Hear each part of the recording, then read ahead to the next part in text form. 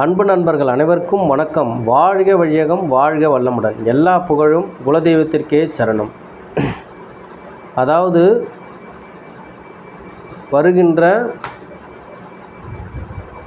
செவ்வாய்க்கிழமை 11/2/2025 செவ்வாய்க்கிழமை இரவு 7:52 பௌர்ணமி திதி ஸ்டார்ட் ஆகுதுங்க சார். புதன்கிழமை 12/2/2025 இரவு 8:01 பௌர்ணமி முடியுது. அதனால் கிரிவலம் போகிறவங்க புதன்கிழமை சாயந்தரம் போகலாம். ஆனால் பர்டிகுலர் கோவிலுக்கு போகிறவங்க பௌர்ணமி அன்னைக்கு பூஜை அப்படிங்கிறது நடக்கிறதுனா செவ்வாய்க்கிழமை நைட்டு தான் பூஜை அப்படிங்கிறது நடக்கும். ஸோ அதனால் உங்களுக்கு பணம் அதிகமாக வேண்டும், பணம் புழக்கம் அதிகமாக இருக்க வேண்டும், பணப்பிரச்சனையே இருக்கக்கூடாது, பணம் உங்களுக்கு வந்து கொண்டே இருக்கணும். அப்படி என்றால் காஞ்சிபுரத்தில் இருக்கிற காமாட்சி அம்மனை இரவு 9 மணிக்கு மேலே நவவர்ண பூஜை அப்படின்னு சொல்லிட்டு ஒரு பூஜை நடக்கும். அந்த பூஜையில் போய் நீங்கள் கலந்துக்குங்க பௌர்ணமி அன்னைக்கு.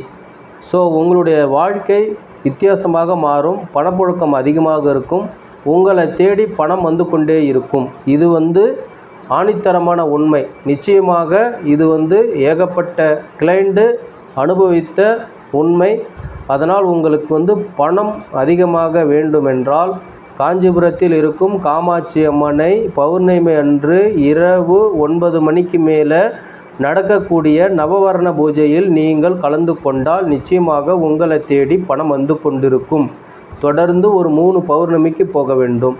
ஸோ இந்த தை மாதம் பௌர்ணமி அப்படிங்கிறது அதாவது 11/2/2025 அன்று இரவு 7:52 பௌர்ணமி ஸ்டார்ட் ஆகுது. அதனால் அன்று இரவு தான் பௌர்ணமி பூஜை நடைபெறும்.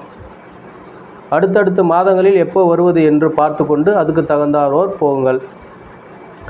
அடுத்தபடியாக திருச்செந்தூர்.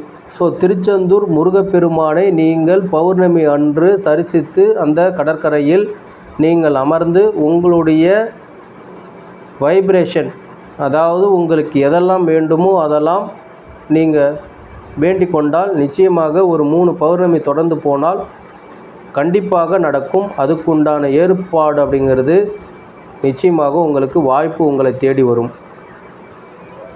பணம் உங்களை தேடி வருவதற்கும், மகிழ்ச்சி தேடி வருவதற்கும், குடும்பம் சந்தோஷமாக இருப்பதற்கும் திருச்செந்தூர் பௌர்ணமி அன்று போங்கள்.